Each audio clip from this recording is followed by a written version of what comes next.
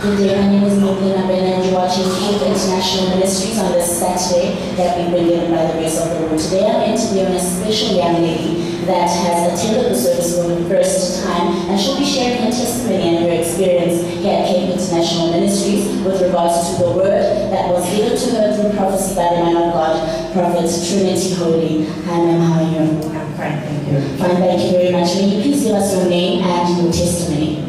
My name is Ola Sanai, and the testimony came is that I had an action for evangelism. And I said to Prophet, yes, I confirm that because I have received that before.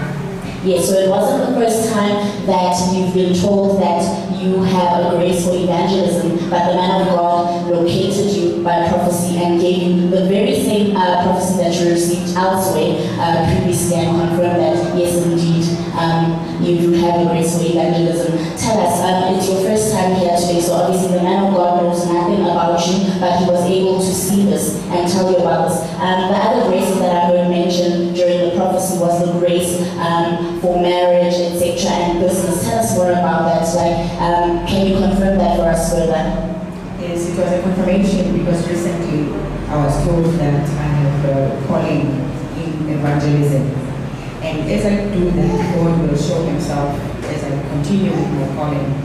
And amazingly, in one of those evangelism, my husband will happen to be sitting in the crowd. Amen, amen. Glory be to God. So yes, can you confirm that yes, you did have problems within business previously? Yes, I do have problems with the business.